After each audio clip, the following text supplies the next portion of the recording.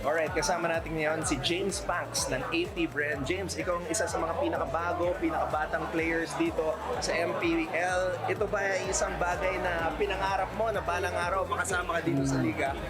Opo, sa totoo lang po, pangarap ko po talaga to since nag-start pa lang po ako maglaro. And ngayon, sobrang saya ko po kasi naabot ko na yung gusto ko. Pero hindi pa po ito yung pinakapangarap ko. Okay.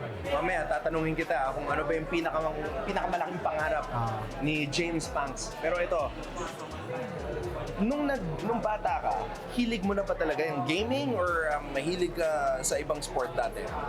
Nung bata po kasi ako halo eh.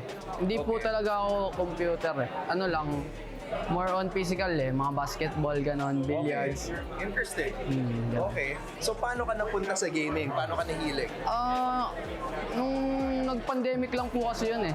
Na, syempre po bawal lumabas. So, hindi ko na magagawa yung mga ginagawa ko sa labas.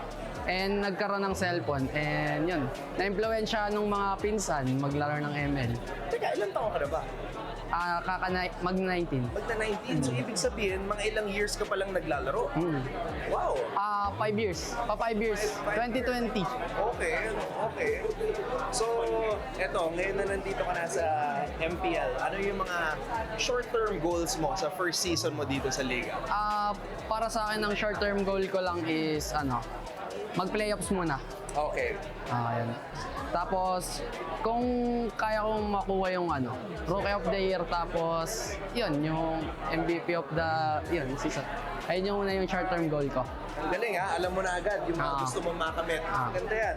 Okay, eto, sabihin natin na magkaroon kayo ng magandang season. Ano yung unang i-invest mo if ever, yun nga, magkaroon kayo ng magandang season dito sa MPL? I-invest? Oo.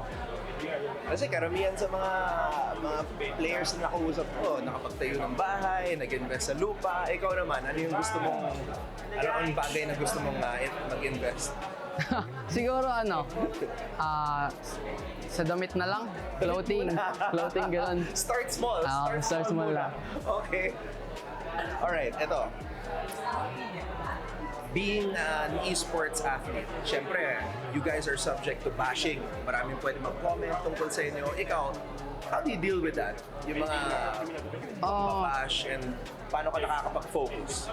Sa akin po kasi hindi ko na pinapansin eh. Kasi nasa isip ko normal naman na yung may mga ganun eh. Hindi mo naman mapiplease lahat ng tao na magustuhan ka. Kaya parang ayun lang yung ginagawa ko. Hindi ko sila pinapansin. Then nagpo-focus lang ako sa goal ko. Yan. Pag mo naman kasi yun eh, pare, na nakuha mo na yung goal mo, yung mga basher, magiging fans mo na yun. Ganon. Yung mga basher, naging fans ko na. Okay, ito, last, balikan natin yung sinabi mo kanina, yung biggest dream. So, ano yung pinakamalaking pangarap mo sa buhay, James? Sa ML or sa buhay? O sige, sa ML muna, tapos sa buhay. Syempre sa ML world champion, maging rin, GOAT. The GOAT? Oo, GOAT The GOAT, din. ha? Tandaan nyo to, yung sinabi ni James, ha? Okay, pinakamalaking pangarap sa buhay. Your biggest dream. Simple lang kasi pangarap ko eh, yung gusto ko may farm ako, ganun. Farm, farm. Tapos, peaceful lang na buhay. Tapos, dun, kumbaga yung mga kailangan ko dun ko nakukunin sa farm ko. Ganun. Ayan. Ayan lang yung ko. Maganda i-visualize yun, ha? James, congratulations and good luck ngayong season. Thank you po.